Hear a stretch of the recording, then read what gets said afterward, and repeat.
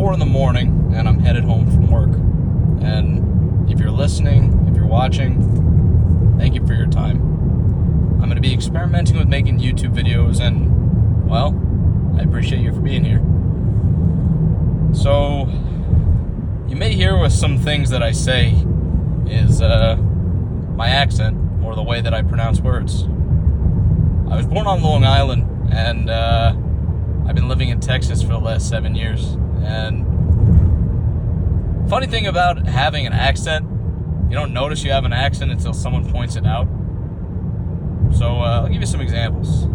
Chocolate, coffee, water, automatic, officer, avenue, dog, Austria, Australia, and whatever else. You get the idea.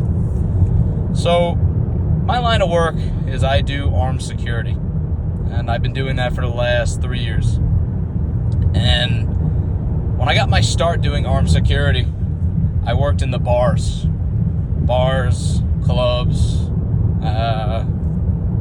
anywhere that really served liquor. You had a lot of after-hour spots that, oh man, that was an adventure in and of itself. Well, anyways, the reason I'm talking about bars is when I would be working, you'd have all the drunks that would want to come up to you and either be your friend or be belligerent with you.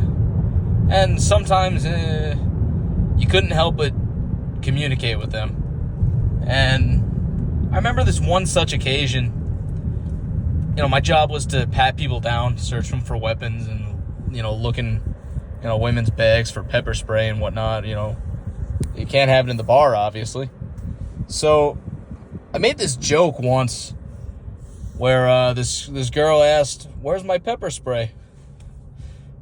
So I said it's right next to the salt spray. And yeah, to me it's a knee slapper. This dude, he was drunk. He was wasted. He's like, "Oh my God, say that again? What? Imagine not being able to talk right. Oh my God." Like it was the funniest thing since since daytime TV, which isn't funny. So yeah. So I remember I took that with me. I'm like, wow, man, every time I talk, every time I speak, somebody has something to say. I'm not really one to care what people think about me, but it just makes my job a little less annoying. So for a solid year, when I first got to Texas, when I first started doing armed security, whatever, I hid my accent. Yeah, the accent that I had my entire life, I hid it. And I was good at it too. Like, for example, I learned how to say talk. Sounds funny with me even saying that now. I learned how to say talk instead of talk, or water instead of water. And it was the weirdest stuff, man. So, then I met my wife, and she's what you would call a New Yorkophile. You have Francophiles? Nah, she's a New Yorkophile, man. Loves everything about New York. Loves everything about my accent. And the first time we met, she's like, "Oh, I hear your accent." I'm like, "No, you don't. I'm hiding it." She's like, "No, I hear it." So needless to say, we got married. She loves my accent to the point sometimes she'll mimic me. And the funny thing about having an accent wherever you go in the world is no matter what you say, sometimes people point it out to you.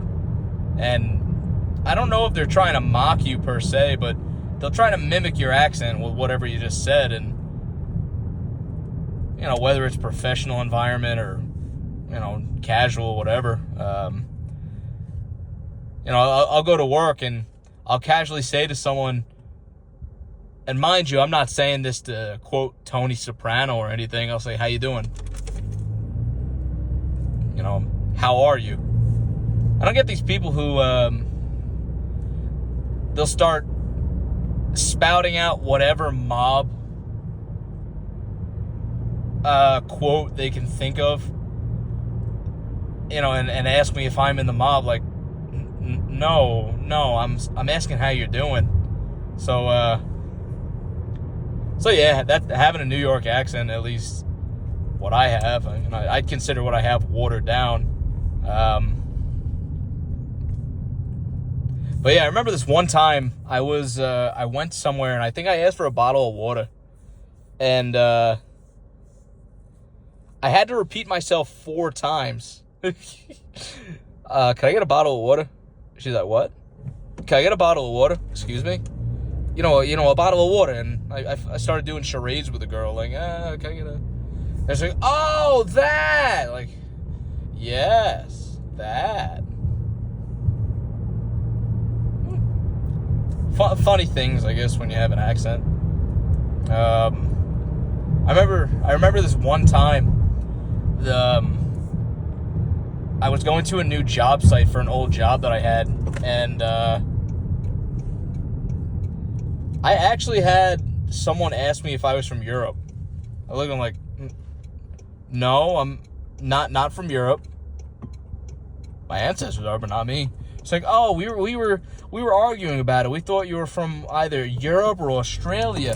And I looked at her like, are you kidding me? And then I realized, yeah, I'm in the small town south. I wouldn't be surprised if they never heard my accent.